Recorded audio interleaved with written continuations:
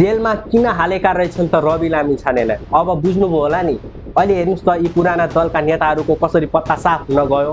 तपाईँ सम्झिनुहुन्छ भने जुन रवि लामिछाने जेलमा हुँदाखेरिको अवस्था र रवि लामिछाने जेलबाट निस्किँदाको अवस्थामा पनि धेरै फरक पाउनुहुन्छ। रवि लामिछाने जेलमा हुँदाखेरिको अवस्था देख्नुहुन्छ भने हर्क साम्पाङ छुट्टै पार्टी खोले बसेका थिए, कुलमान घिसिङ छुट्टै पार्टी खोले बसेका थिए, इभन बालेन शाह पनि जो राजनीतिमा आउँछन् कि आउँदैनन् त्यो पनि टुङ्गो थिएन। रासपाभित्र पनि मतभेद सुरु भइसकेको थियो। सुमना श्रेष्ठ र सन्तोष परियारले त रासपा नै छोडेर गए। इभन तल्लो लेभलका कार्यकर्ताहरूले रासपा छोड्ने लहरै चलिरहेको थियो। त्यस्तो अवस्था थियो जहाँ कि जनताहरूको जुन आशा भरोसा थियो स्वतन्त्रप्रति, परिवर्तनप्रति, त्यो पनि पुरै घटिसकेको थियो। जब रवि लामिछाने जेलबाट निस्के उनको पहिलो भाषण नै यो थियो कि सबै स्वतन्त्रलाई मिलाएर हामी देश बनाउँछौँ, परिवर्तन गर्छौँ भनेर। र त्यसले जुन आशा मरिसकेको थियो त्यो आशालाई फेरि उजागर गरिदियो। त्यो आशाबाट नै विश्वास हुन्छ र विश्वासबाट नै प्रयास हुन्छ र प्रयासबाट नै प्रतिफल आउँछ।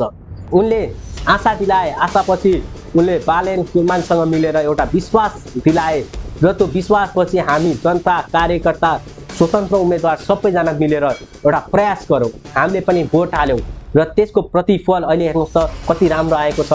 अहिलेको स्थितिबाट हामी पास्टमा गएर निहाल्छौँ भने सबैचिज गएर रवि लामिछाने जेलबाट निस्केको जुन कन्सेसन थियो त्यहीमा गएर टुङ्गिन जान्छ। उनले जुन आशा दिलाए त्यहीबाट सबै चिज सुरु हुन थाल्यो। हामीले अहिले मात्र होइन पहिलाको चुनावमा पनि यी पुराना पार्टी र पुराना नेतालाई मन पराएका होइनौँ, तर विकल्प नभएर हामीले यिनीहरूलाई चुन्न बाध्य भएका थियौँ।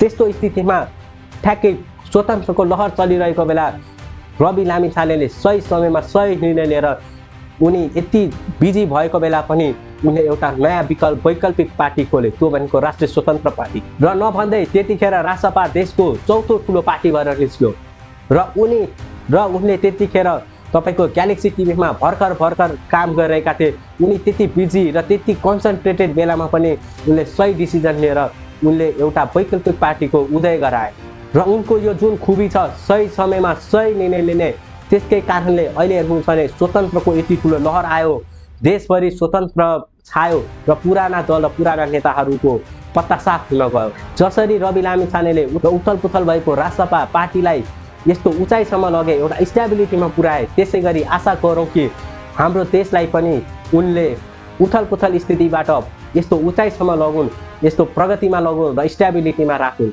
हस्त धन्यवाद।